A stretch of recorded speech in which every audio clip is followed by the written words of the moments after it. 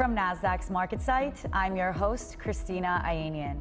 And joining me today is Chief Scientific Officer, Dr. Neal Flomenberg, and Clinical Development Lead, Dr. Lori Grosso of Tevogen Bio. Thank you both for joining. Welcome back to Nasdaq. Thank you for having us. Let's start broad. Talk to me about the mission of Tevogen Bio. So Tevogen is a clinical stage immunotherapy company using our patented exact T-cell platform to try and harness the power and potential of cytotoxic T-cells, one of nature's most potent immunologic weapons. Our goal is to have a series of treatments which, on the one hand, are off the shelf, but on the other are precision treatments highly specifically targeted to a variety of infections, cancers, neurologic diseases, and others. We're hoping that by combining a pattern of clinical safety and effectiveness, affordability, easy access, and treatment in a comfortable setting, that will be able to make a big difference for some large patient populations with unmet needs at the present. That's amazing. It's clinically effective and cost effective, which is a win-win on all fronts. Indeed. What exactly is T-cell therapy? So we're surrounded by germs, and fighting off germs is something that we do very, very frequently. And actually, fighting off the development of cancer cells is something that's frequent as well. And cytotoxic T cells are one of our major defense mechanisms. They can be used to treat cancers, infections, other conditions that arise as a result of infection.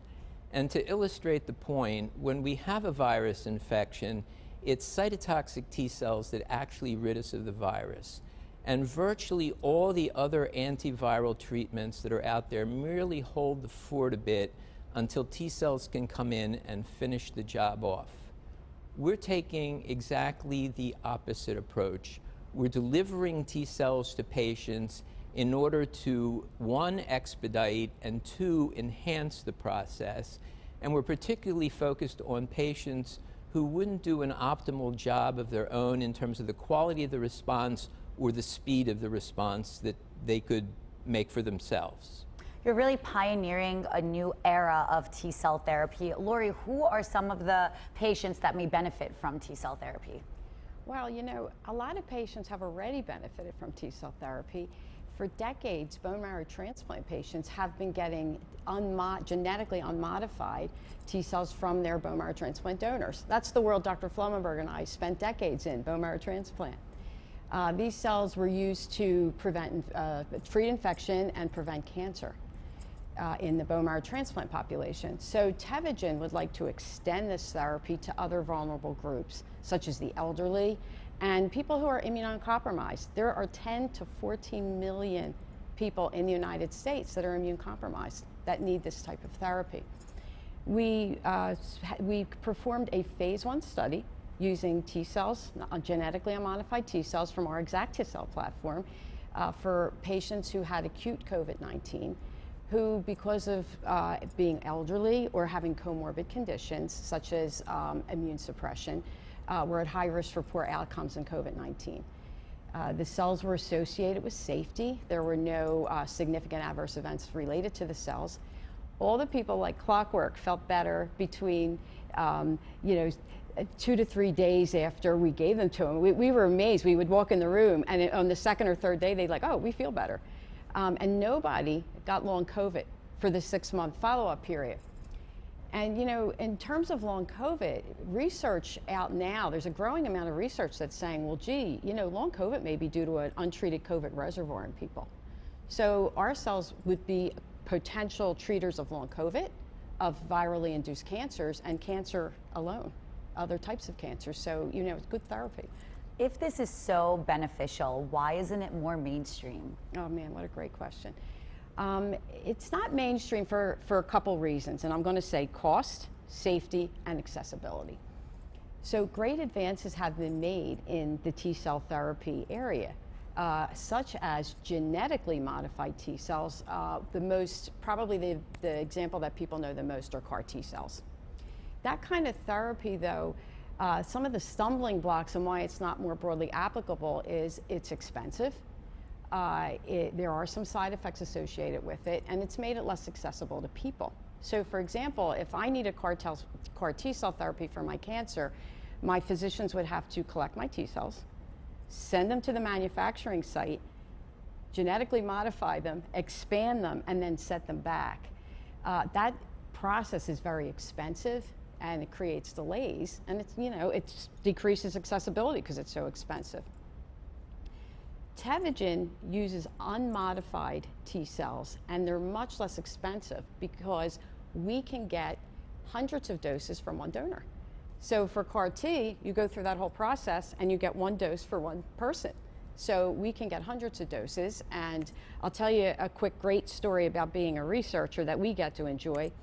So there was a young gentleman who just wanted to help people with COVID. When he had first gotten COVID in 2020, and he actually gave convalescent serum. Do you remember that? I do. Well, he gave it, and he said at our institution, if there's anybody else that needs me, please call me, I want to help people. So they gave us his name, and we called him up and we said, we're starting this T cell trial, our phase 1 trial, would you come in and see if you could be a donor? Healthy young guy. So he came in, and he was on, it took him only 4 hours to donate his cells, and he went home very happy to help us.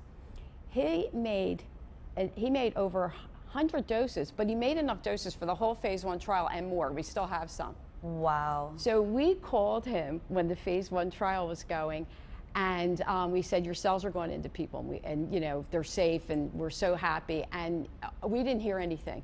And he started crying. And we, of course, me and him are bad. We start crying too. So anyway, that's one of the great things about doing research is you get to meet all these nice people and all these patients that took a chance to try to expand T cell therapy. That was a benefit to us and for them, and it was great. We really feel that because of the safety that we showed in our phase 1 trial and all the decades of safety in the bone marrow transplant population, we feel these cells are safe and they could be given in an outpatient area. So decreased cost, given in an outpatient area, so we're starting to break down these barriers. What we envision would be to have panels of T cells, and we would make them to match anybody who came in, and then you come in, you're sick, you pull them off the shelf, and you give them, and you completely avoid delays in care, which also reduces cost. So I think that we can work on these barriers of high cost, reduce side effects, and increase accessibility. And that's what you got to do to make it mainstream. That was such a great story, and it really is life-changing work. Now I'm going to start crying. What are some of the T cell therapies that are in the pipeline at Tevogen? Well, as Lori alluded to, we have the best experience in terms of safety and effectiveness in infectious disease. So we're starting with COVID as an example of an infection.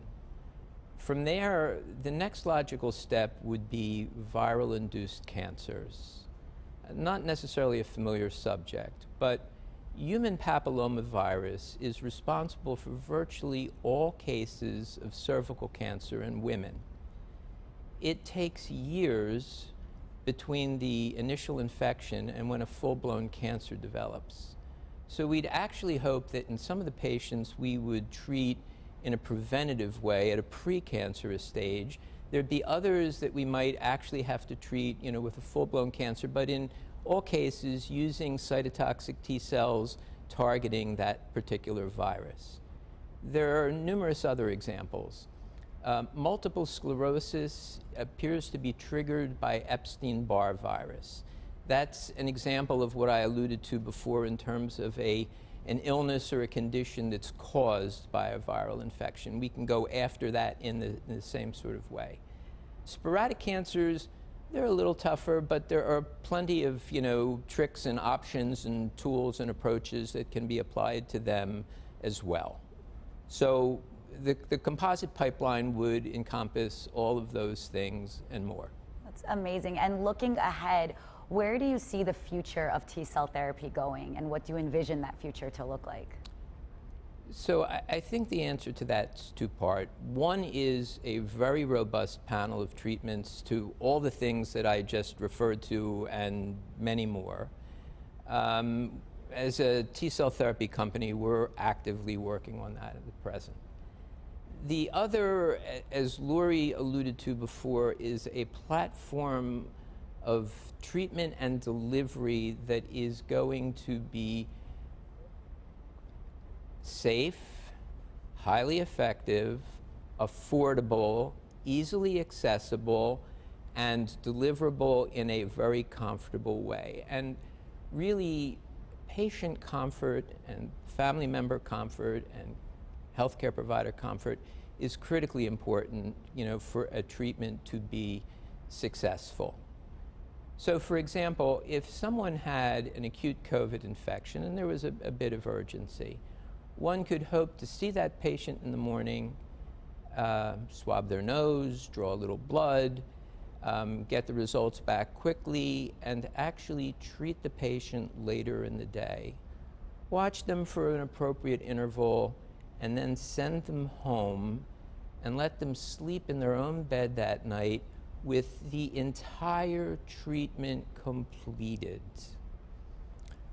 If you're dealing with MS or cancer, there's not going to be the same pressure to treat in the same day, but the fact that we can should be reassuring to people that it will be prompt and that we can deliver it in a safe and comfortable way as we needed to for the patients with acute infection. Again, we're going to try and deal with cancer patients, immune suppressed, the elderly, the debilitated. Not all of those groups, unfortunately, have been the highest priorities for the healthcare system. By taking a platform like this and transforming the way infection and cancer are treated, we feel that we can do a tremendous amount of good for many, many, many, many people. It's amazing. Well, the sky's the limit, and thank you and your incredible team for all of the hard work and for really changing lives of patients in need, and we're so proud to have you as a part of the Nasdaq family. Thank you. Thank you both for joining.